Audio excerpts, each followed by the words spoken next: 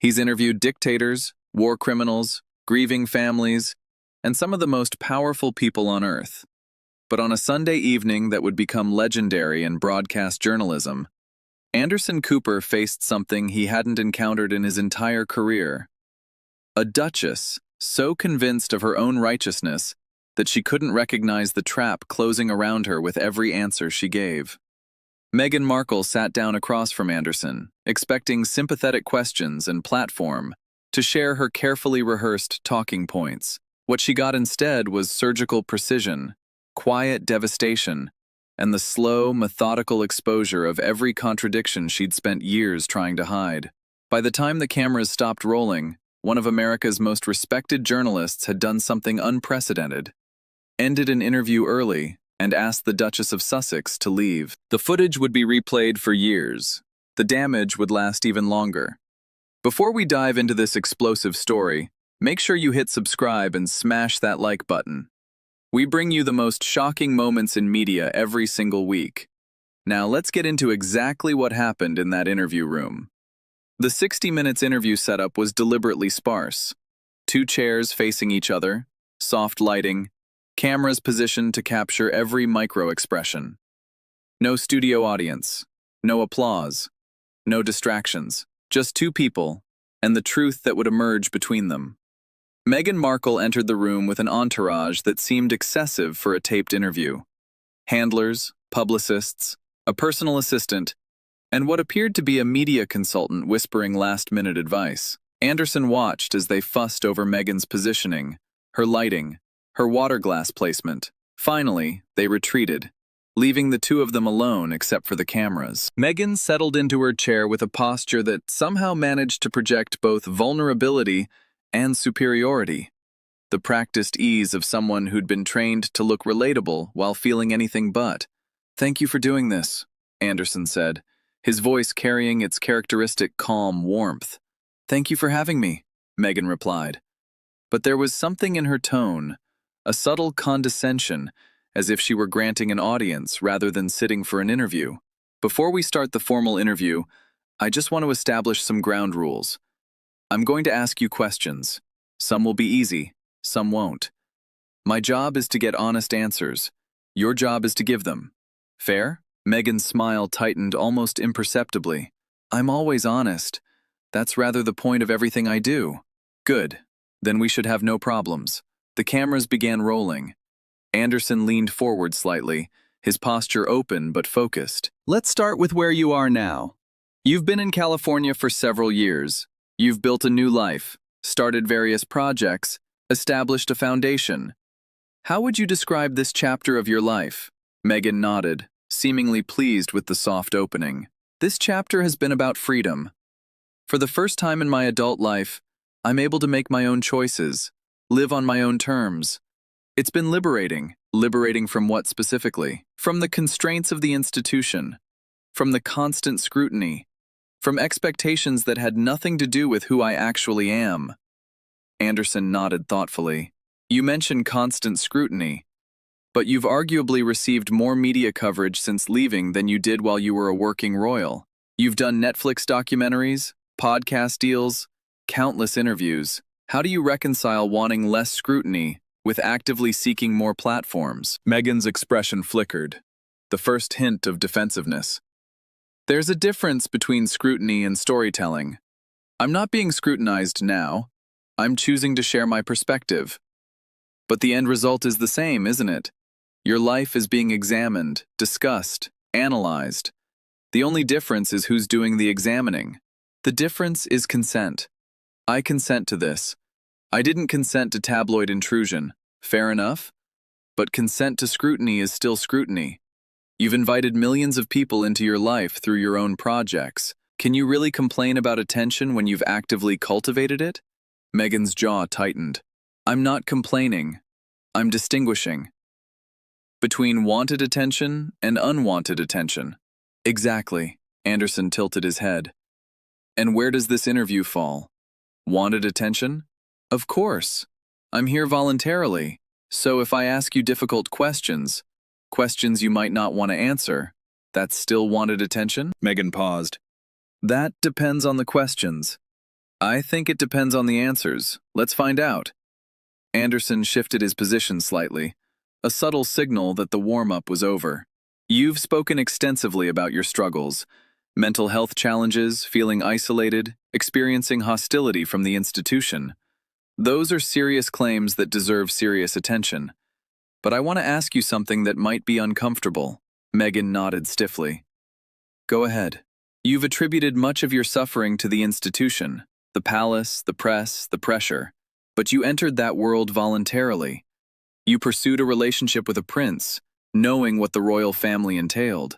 How do you reconcile presenting yourself as a victim of something you actively chose? Meghan's expression hardened. No one can fully understand what they're getting into until they're inside it. That's true of many things, but you were an adult. You had resources to research. You'd been in the public eye before as an actress. The claim that you were completely blindsided seems incomplete. I was blindsided by the cruelty, by the institutional hostility, by the racism. You've mentioned racism multiple times. Can you be more specific about what occurred? Meghan's voice cooled.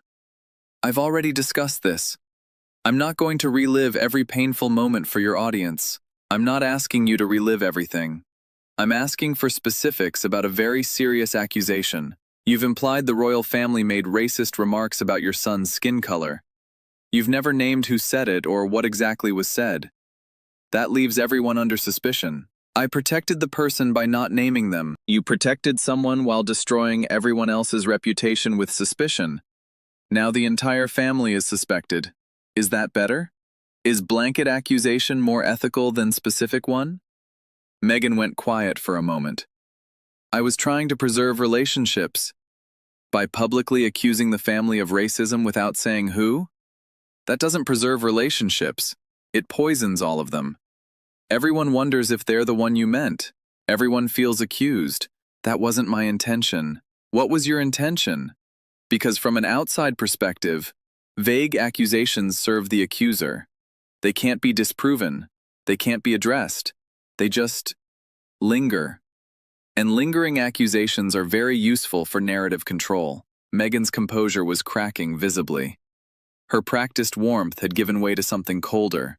You're doing exactly what the British press did, questioning my credibility instead of engaging with my experience. Anderson didn't rise to the bait. His voice remained calm, almost gentle. I'm doing what any reasonable person does when presented with serious claims, asking for evidence. That's not attacking your credibility. That's basic journalism. And the fact that you interpret questions as attacks is concerning. Your questions have an agenda. My agenda is clarity. I want to understand what happened and why. You've made public accusations that have global implications. The British monarchy's reputation has been affected. Family relationships have been damaged. All based on claims you won't substantiate. I'm asking you to substantiate them. I don't owe you substantiation. You don't owe me anything. But you did choose to make these claims publicly. And public claims invite public scrutiny. You can't have it both ways. You can't demand to be believed while refusing to provide details. Meghan stood up slightly, then sat back down. A false start that betrayed her agitation. Can we change the subject? Of course. How's Harry? The shift in Meghan's demeanor was immediate and dramatic. Walls going up, expression closing off. I'd prefer not to discuss my husband. Anderson's eyebrows rose slightly. But he's central to your entire public narrative. Your love story, your departure from royal life, your shared victimhood. It's all joint. How can we discuss your journey without discussing him? We can discuss my individual experience. Which is what exactly? Because everything you've shared publicly involves Harry. The Netflix documentary featured both of you. The discussions of leaving the royal family were about both of you. Your foundation is joint. What is your individual experience separate from him? Meghan paused, seemingly unable to answer. Anderson continued gently. I'm not trying to trap you, I'm genuinely asking. You've positioned yourself as part of a team. When you remove the team from the conversation, what's left?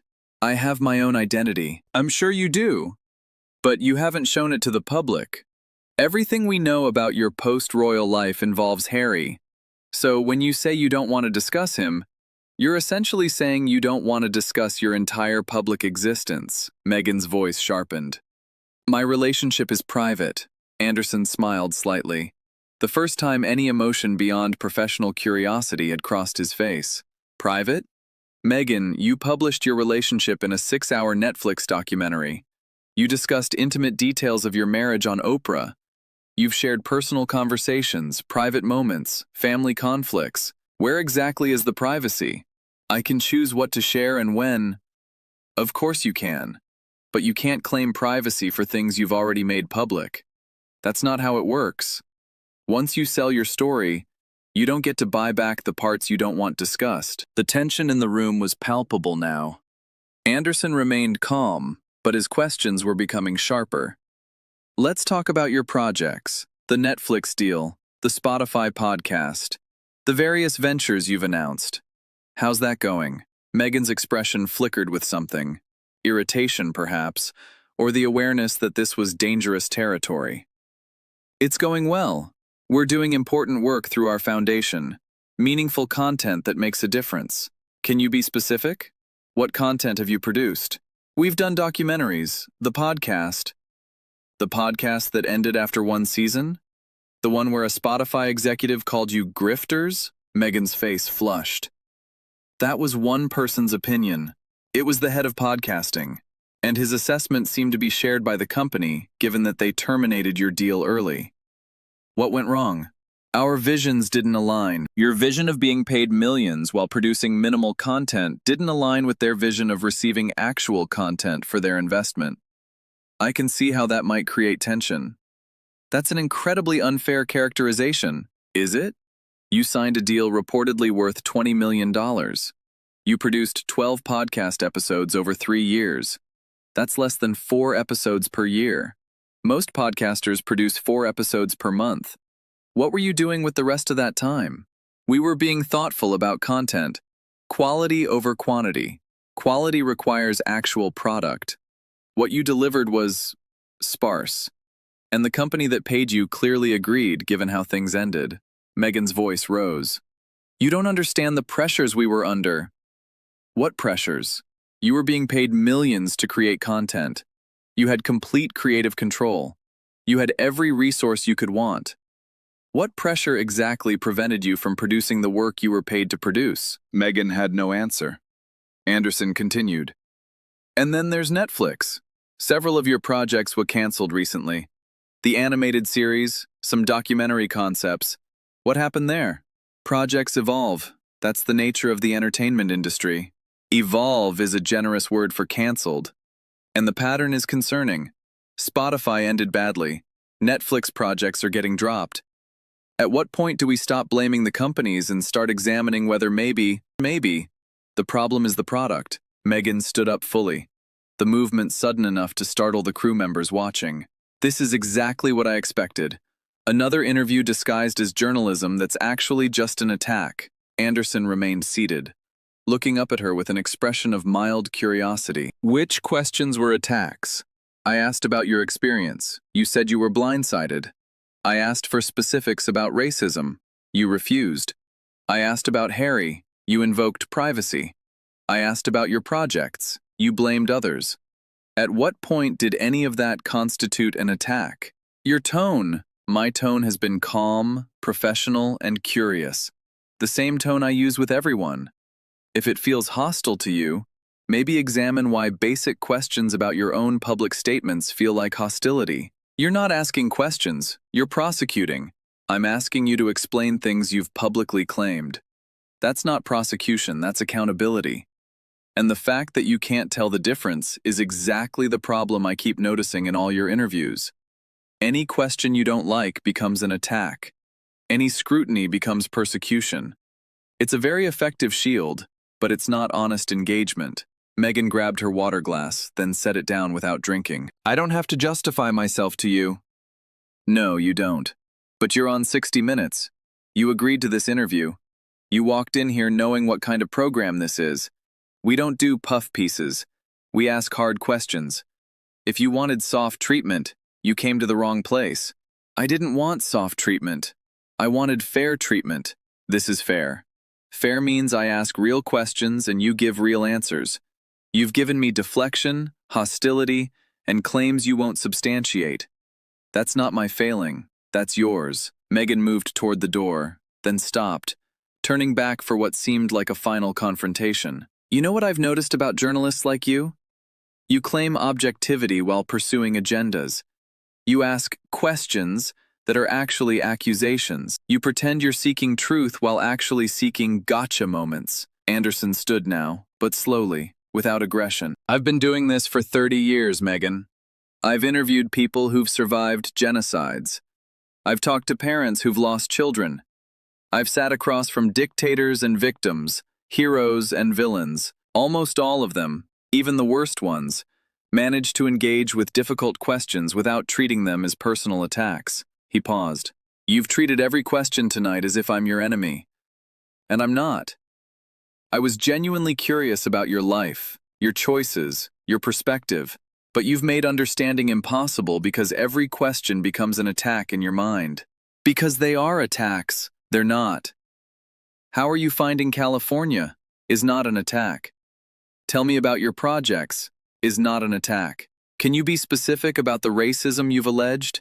Is not an attack. It's the most basic follow-up question any journalist would ask. Meghan's voice rose. You don't understand what I've been through. Then help me understand. That's why we're here. But helping me understand requires actual answers, not deflection. It requires specifics, not vague references to suffering. It requires engagement, not hostility. I've been engaging. You've been defending. There's a difference. Engagement means considering the questions seriously and responding thoughtfully. Defense means treating every question as a threat to be neutralized. You've been defensive since you walked in. Meghan grabbed her purse, her movements sharp with controlled fury. I'm leaving. This interview is over. Anderson nodded slowly. That's your prerogative. But before you go, I want to say something. Meghan paused, perhaps curious despite her anger. Anderson continued, his voice carrying that quiet intensity that had made him one of the most respected journalists in America. I've interviewed people accused of war crimes who stayed until the end. I've talked to politicians caught in scandals who answered every question. I've sat across from people in far worse situations than yours who engaged honestly and completely. You're leaving because I asked you to explain your own public statements. Think about what that says. It says I'm refusing to participate in a hostile interview. It says you can't defend your narrative when someone actually examines it. Your story works in controlled environments. Netflix documentaries you produce, Oprah interviews where the questions are softballs, podcasts you host yourself. It doesn't work when someone asks follow-ups. That's not my failure. That's the failure of the story itself. Meghan's face contorted with barely suppressed rage. My story is true. Parts of it may be, but stories that are completely true don't fall apart under basic questioning. They become stronger when examined. Yours doesn't. It becomes vaguer, more defensive, more dependent on accusations of hostility. That's not the behavior of truth. That's the behavior of narrative. You're calling me a liar. I'm calling you evasive. I'm calling you defensive. I'm calling you unwilling to engage with straightforward questions about your own claims. If that means liar to you, that's your interpretation, not my accusation. Meghan stood frozen in the doorway, caught between her desire to leave and her inability to let Anderson have the last word. History will vindicate me. Anderson smiled sadly. Maybe. Maybe history will see someone who had extraordinary opportunities and spent most of her time complaining about them. Someone who could have used her platform for almost anything and chose to use it primarily for grievance. Someone who had everything and still felt wronged. He paused. I hope I'm wrong. I hope you find peace. But peace isn't something you find by arguing with everyone who sees you clearly. At some point, you have to stop and wonder if maybe, the people noticing contradictions aren't the problem. Meghan opened her mouth to respond, then seemed to realize she had nothing left to say. She turned and walked out, the door closing behind her with a decisive click. Anderson sat in silence for a moment, the cameras still rolling. Then he turned to face the lens, his expression weary but resolved. Well, that was unexpected. In all my years of interviewing, I've rarely had a subject walk out before we finished. I've interviewed people accused of terrible crimes who stayed until the end. I've talked to politicians in crisis who answered every question. A duchess leaving because I asked about her projects and her racism claims. That's a first. He paused, gathering his thoughts. I want to be clear about what happened here. I asked basic questions. How are you? How are your projects going? Can you be specific about your claims? These are the same questions I'd ask any subject who'd made their personal life the center of their public narrative. Meghan has spent years talking about her experiences, her struggles, her perspective. And tonight, when I asked her to engage with that material seriously, she couldn't do it. Anderson shook his head slowly. That's not my failure. That's hers. And I suspect on some level she knows it.